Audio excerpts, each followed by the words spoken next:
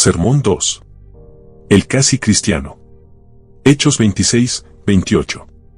Casi me persuades a ser cristiano. Hay muchos que llegan hasta este punto. Desde que la fe cristiana apareció en el mundo, en todo tiempo y en toda nación ha habido muchos casi persuadidos a ser cristianos. Mas viendo que de nada vale ante la presencia de Dios el llegar tan solo hasta este punto, es de la mayor importancia que consideremos, primero, lo que significa ser casi cristiano. Segundo, lo que es ser cristiano por completo. 1. El ser casi cristiano implica, en primer lugar, una honestidad pagana. No creo que nadie dude esto, especialmente por cuanto no me refiero únicamente a esa honestidad que los escritos de sus filósofos recomiendan, sino también a la que los paganos comunes esperaban unos de otros, y muchos de hecho practicaban. Esa honestidad les enseñaba que no debían ser injustos, que no debían robar ni hurtar los bienes de su vecino, ni oprimir a los pobres, ni cometer extorsión alguna, ni engañar o defraudar a ricos o a pobres en cualquier relación que tuviesen con ellos, ni privar a nadie de su derecho, y en la medida de lo posible no deberle nada a nadie. 2. Más aún, los paganos comunes reconocían la necesidad de rendir tributo a la verdad y la justicia. Por tanto, aborrecían no solo a quien juraba en falso poniendo a Dios por testigo de una mentira, sino también a quien calumniaba a su prójimo, acusándole falsamente. Y tampoco tenían en gran estima a los mentirosos de toda suerte, a quienes consideraban deshonra del género humano y plaga de la sociedad. 3. Además, esperaban unos de otros cierta caridad y auxilio. Esperaban cualquier auxilio que pudieran prestarse sin daño propio. Y esto incluía, no solamente esos pequeños favores humanitarios que se hacen sin costo o dificultad, sino también darle comida al hambriento si le sobraba, vestir al desnudo con la ropa que no necesitaban, y en general darles a los necesitados cualquier cosa que ellos mismos no necesitaran. La honestidad pagana, hasta en su mínima expresión, incluía todas estas cosas, y ello es lo primero que se incluye en el ser casi cristiano. 4. La segunda cualidad del casi cristiano es la apariencia de piedad, de esa piedad que se prescribe en el Evangelio de Cristo.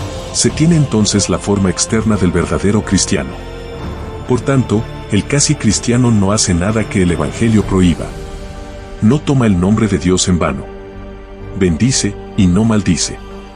No jura, sino que sus palabras son, sí, sí, no, no. No profana el día del Señor, ni permite que se le profane, ni siquiera por el extranjero que habita en su casa. No solamente evita el adulterio, la fornicación y la impureza, sino toda palabra o mirada que se inclinen en esa dirección. Más aún, evita toda palabra ociosa, toda clase de difamación, crítica, murmuración, toda palabra torpe o burlona, eutrapelia, aunque los moralistas paganos la consideren virtud. En resumen, se abstiene de toda clase de conversación que no sea buena para la edificación y que por tanto contriste al Espíritu Santo de Dios, con el cual fuimos sellados para el día de la redención. 5. Se abstiene de vino, en lo cual hay disolución, así como de festines y glotonerías. Evita, en la medida de lo posible, toda disputa y contienda, constantemente procurando vivir en paz con todos. Si sufre injusticia, no se venga, ni devuelve mal por mal. No es murmurador, ni pendenciero, ni se burla de las faltas o debilidades de su prójimo.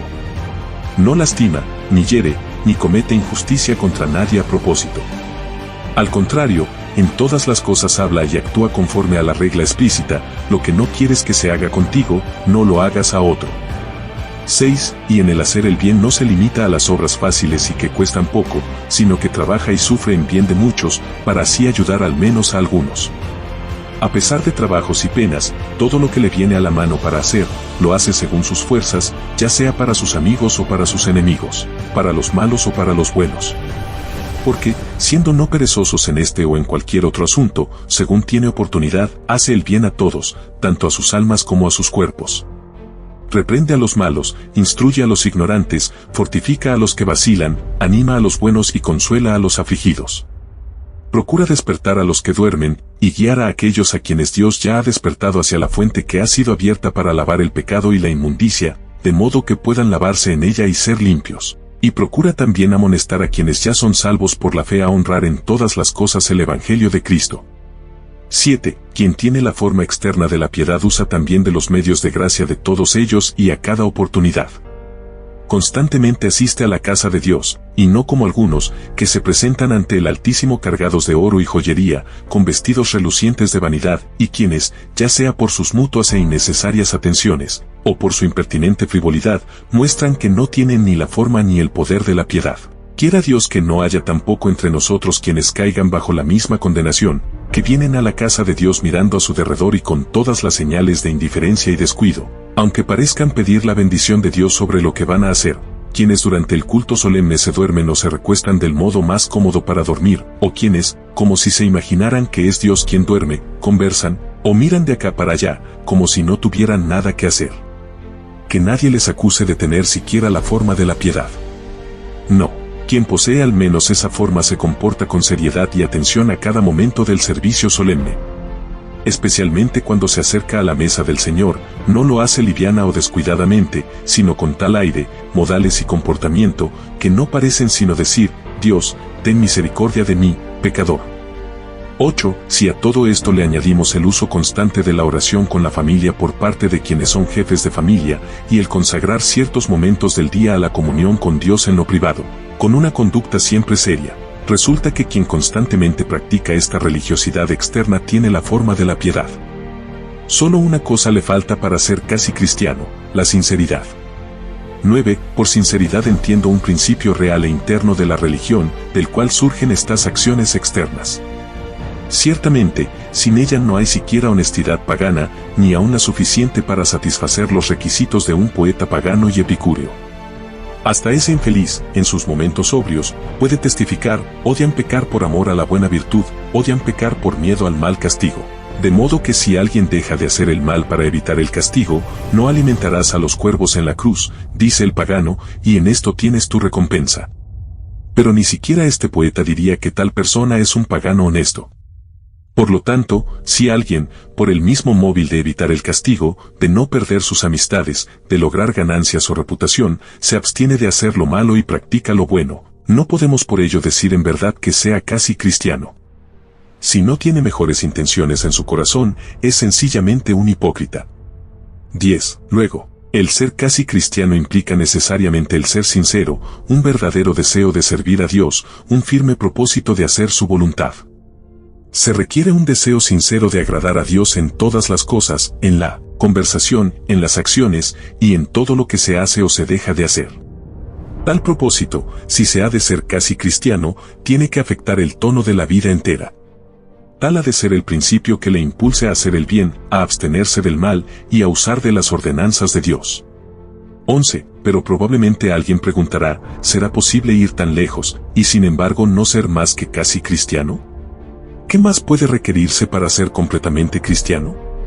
Respondo, en primer lugar, que es tanto por los oráculos divinos como por el testimonio claro de la experiencia que sé que es posible hacer todo esto y sin embargo no ser más que casi cristiano. 12. Hermanos, mucha franqueza tengo con vosotros. Y, perdonadme este agravio, si declaro mi locura desde los tejados de las casas, para bien de ustedes y del Evangelio.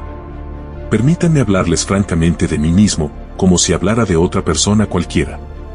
Estoy dispuesto a humillarme para que ustedes sean exaltados y a ser todavía más vil para que Dios sea glorificado.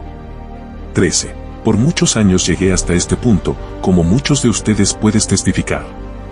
Diligentemente huí de todo mal, tratando de tener una conciencia limpia, redimiendo el tiempo, aprovechando toda oportunidad de hacer bien a todos, constante y celosamente usando de todos los medios de gracia, tanto públicos como privados, buscando una conducta firme y seria en todo tiempo y todo lugar.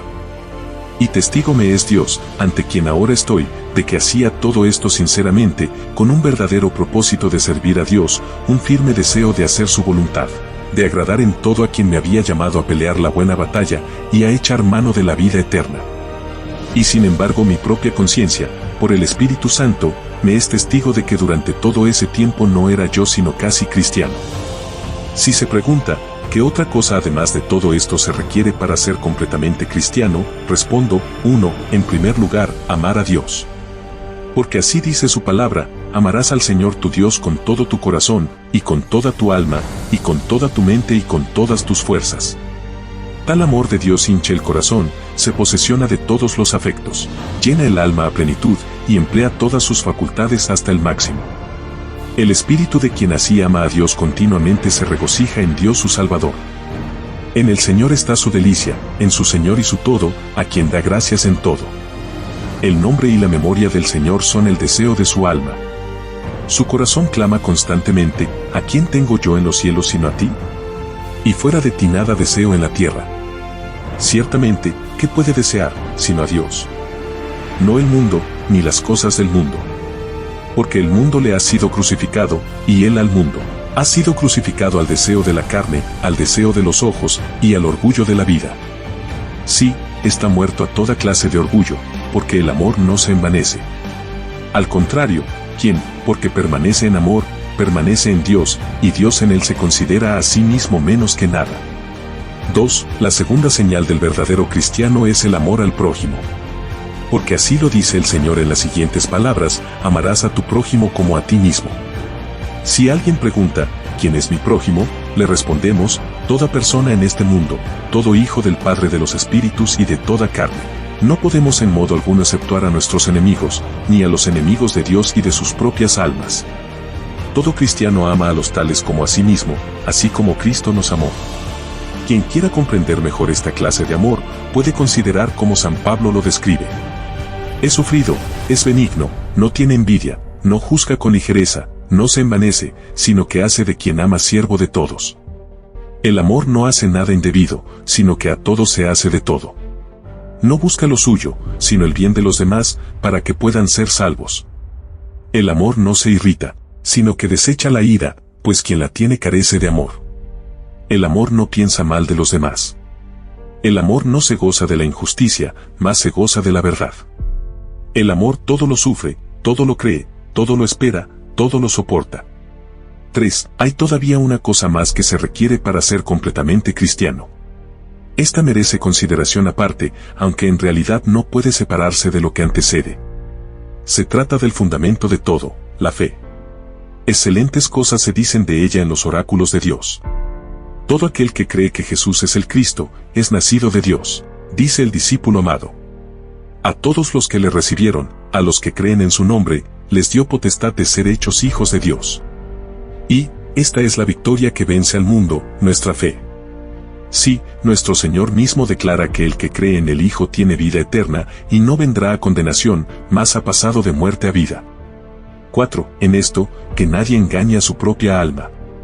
Ha de notarse que la fe que no produce arrepentimiento, amor y buenas obras no es la fe viva y verdadera de que hablamos aquí, sino una fe muerta y diabólica, porque hasta los demonios mismos creen que Cristo nació de una virgen, que hizo toda suerte de milagros, declarando que era Dios mismo, que por nosotros sufrió muerte dolorosísima, para redimirnos de la muerte eterna, que se levantó al tercer día, que ascendió al cielo y está sentado a la diestra del Padre, y que al fin del mundo vendrá de nuevo para juzgar a los vivos y los muertos.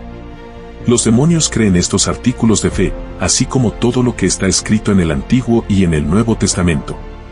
Y a pesar de toda esta fe, siguen siendo demonios, permanecen en su estado de condenación, porque les falta la verdadera fe cristiana.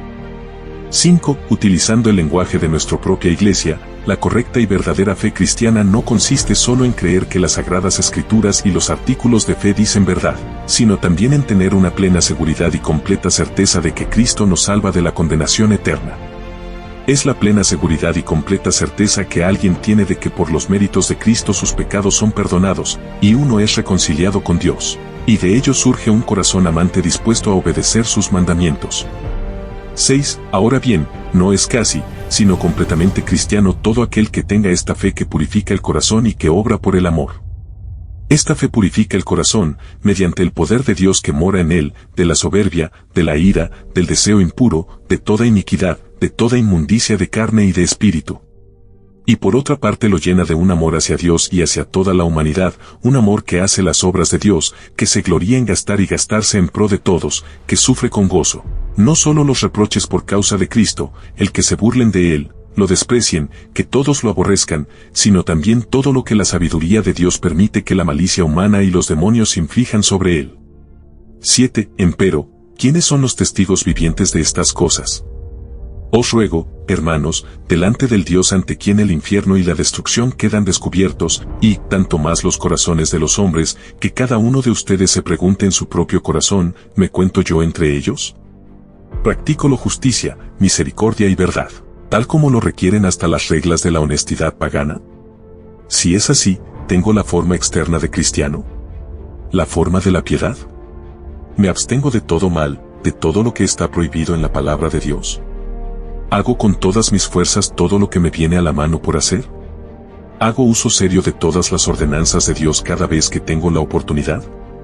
¿Y hago todo esto con el sincero deseo de agradar a Dios en todas las cosas? 8. ¿No tienen muchos de ustedes la conciencia de nunca haber llegado tan lejos? ¿De no haber llegado siquiera a la medida de la honestidad pagana? ¿O al menos de no haber alcanzado la forma externa de la piedad cristiana? Pues mucho menos ha visto Dios sinceridad en ti, el verdadero deseo de agradarle en todas las cosas. Ni siquiera te has hecho el propósito de dedicar a su gloria todas tus palabras y todas tus obras, tus negocios, tus estudios y tus diversiones. Ni siquiera te has propuesto ni deseado que todo lo que hagas sea hecho en el nombre del Señor Jesús, de modo que sea sacrificio espiritual, aceptable a Dios por medio de Jesucristo. 9. Pero aun suponiendo que lo hayas hecho, ¿bastará con los buenos propósitos y los buenos deseos para ser cristiano? Ciertamente no, si no se ponen en práctica. Como alguien ha dicho, el infierno está empedrado de buenas intenciones. Queda todavía pendiente la gran pregunta, ¿está tu corazón lleno del amor de Dios? ¿Puedes clamar, mi Dios y mi todo? ¿Es el todo tu deseo?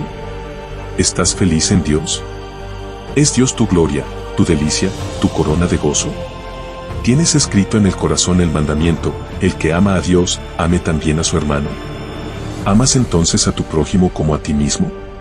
¿Amas a todos como a tu propia alma, inclusive a tus enemigos y hasta los enemigos de Dios? ¿Les amas como Cristo te amó? Sí, ¿crees que Cristo te amó a ti, y que se entregó a sí mismo por ti? ¿Tienes fe en su sangre? ¿Crees que el Cordero de Dios ha quitado tus pecados, y que los ha lanzado como una piedra al fondo de la mar? ¿Que ha borrado la cédula que te era contraria, quitándola del camino, clavándola en la cruz? ¿Has recibido tú la redención mediante su sangre, y el perdón de tus pecados? Y da testimonio su espíritu a tu espíritu, de que eres hijo de Dios. 10. El Dios y Padre de nuestro Señor Jesucristo, que está ahora en medio de nosotros, sabe que si alguien muere sin esta fe y este amor, mejor le sería no haber nacido. Despiértate entonces, tú que duermes, y clama a tu Dios. Llámale en el día en que puede ser hallado. No le dejes descansar hasta que haga todo su bien delante de tu rostro, y proclame delante de ti el nombre del Señor, el Señor, el Señor, fuerte, misericordioso y piadoso, tardo para la ira, y grande en misericordia y verdad, que guarda misericordia a millares, que perdona la iniquidad, la rebelión y el pecado. Que nadie te persuada mediante palabras vanas a detenerte antes de alcanzar este premio de tu alta vocación. Al contrario, clama de día y de noche a quien cuando aún éramos débiles, murió por los impíos. Llámale hasta que sepas en quién has creído, y puedas decir, mi Señor y mi Dios. Acuérdate de orar siempre, y no desmayar, hasta que puedas alzar las manos al cielo y decirle a quien vive por siempre, Señor, tú lo sabes todo, tú sabes que te amo. 11. Quiera Dios que todos los que aquí estamos lleguemos a saber lo es que ser, no ya casi, sino completamente cristiano. Justificados gratuitamente por su gracia, mediante la redención que es en Jesús. Sabiendo que tenemos paz para con Dios mediante Jesucristo. Gozándonos en la esperanza de la gloria de Dios, y teniendo el amor de Dios en nuestros corazones por el Espíritu Santo que nos es dado.